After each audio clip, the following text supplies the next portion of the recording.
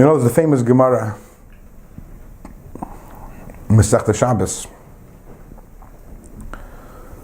where it said that although that the Yidden accepted the Torah, Bahar Sinai, they said Nasa v'nishma, but after that point, in the words of the Gemara, Mikan Meida Rabba Iraisa, which means the Yidden always were able to turn to Hashem and say, this transaction that we made in our acceptance of the Torah is not really legally binding. We can back out at any time. You can't hold us responsible. Because you forced us. You forced us to accept the Torah. As the Gemara says, that Hashem picked up Har Sinai and held it like a mountain over the head of Klal Yisrael and told them, you better accept the Torah, if not, you're all, right? You're all going to be buried here. However, says the Gemara, this lasted for only 1,000 years or so. Afterwards, by Purim, so the pasuk says, "Kimu v'kiblu haYehudim eis asher echelu lasos," which means that the Yidden accepted. The Gemara says retroactively, they accepted the Torah. Why? Because during the time of the story of Purim, there was no duress. Yidden weren't forced to accept the Torah. They still accepted the Torah. So therefore, Hashem says, "You can't tell me anymore that." That you didn't really want to accept it. The proof is that during the times of Purim you accepted the Torah. Now this story with Hashem holding the mountain over our heads is a very strange story. Now imagine a guy who's courting a girl, dating her, wooing her, and after a process, he proposes to her. Will you marry me? And she's totally captivated with him and very much wants to. He says, yes, I would love to. So he says, okay, great. He pulls out a gun from his pocket and says, okay, now either you marry me or I'm going to kill you. Shotgun wedding. Yeah. Well, she says, well, I did want to marry you until just now. And that's exactly what happened by Matan Torah. Think about it. The day before Matan Torah, Moshe comes down to the Yidden and tells them, here's what Hashem said. And the Yidden say, Kol asher diber Hashem na'aseh v'nishma, whatever Hashem says, yes, we're in. I do. Right? I accept everything. Not only do we accept, but there's some unconditional acceptance, and we don't even need to know what the Torah says. We're nasa. We're going to do. We commit. Next morning, the Yidden wake up. They come to Har Sinai, and what do they find? Hashem is holding the mountain over their head and saying, either you accept it or I kill you. What's that all about? They accepted. And this is a question which is asked by many of the Mefarshim. Many different answers are given.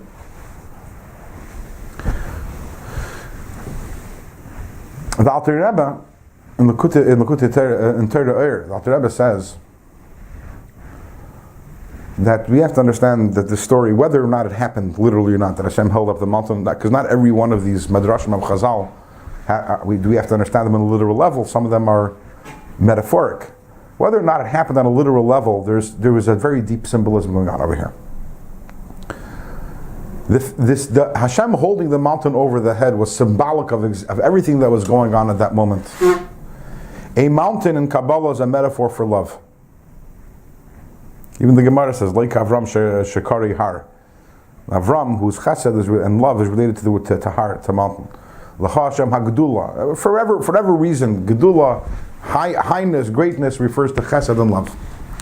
So when it says that Hashem held the mountain over our head, it means that Hashem smothered us with His love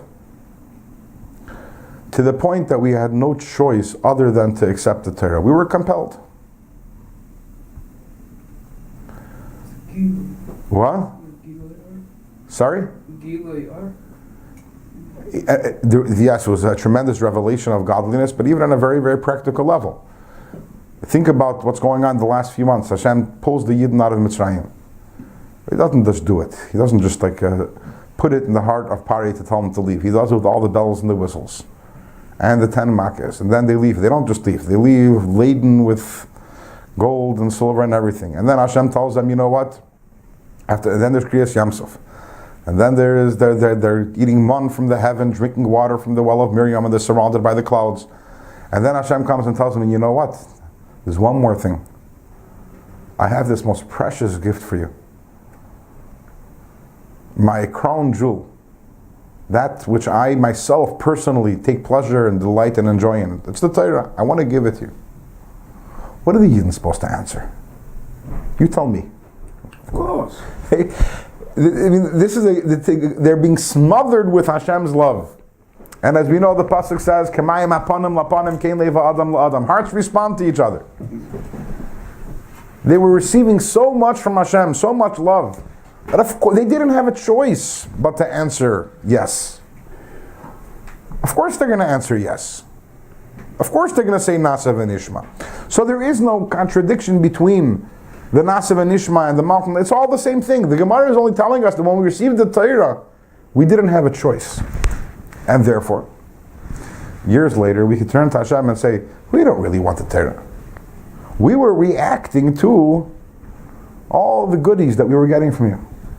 All the favors. We were so much enjoying what was going on that Torah was part of that package deal, and therefore we couldn't say no.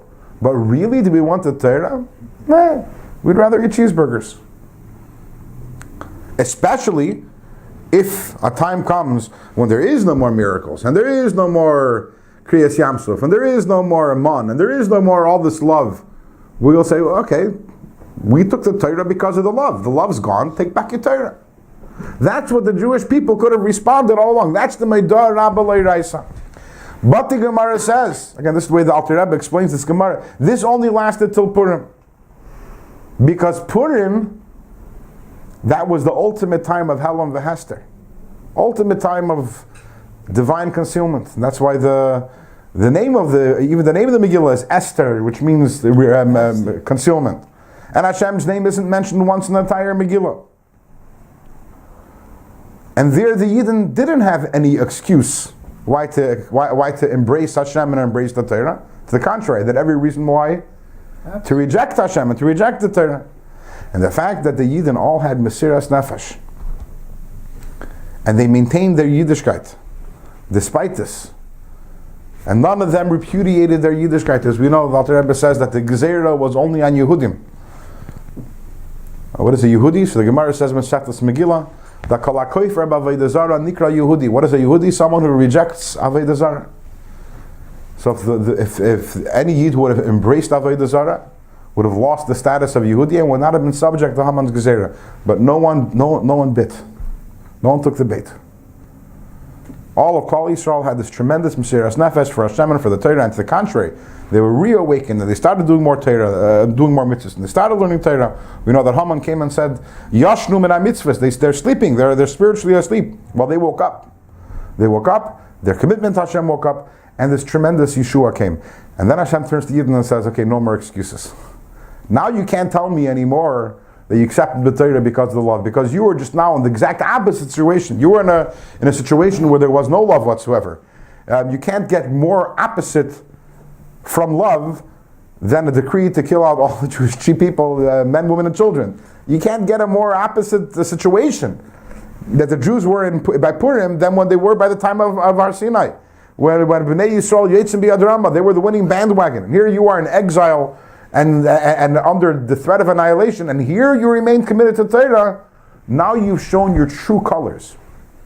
And your true colors is that you want the Torah, you accept the Torah, and you want a relationship with Hashem.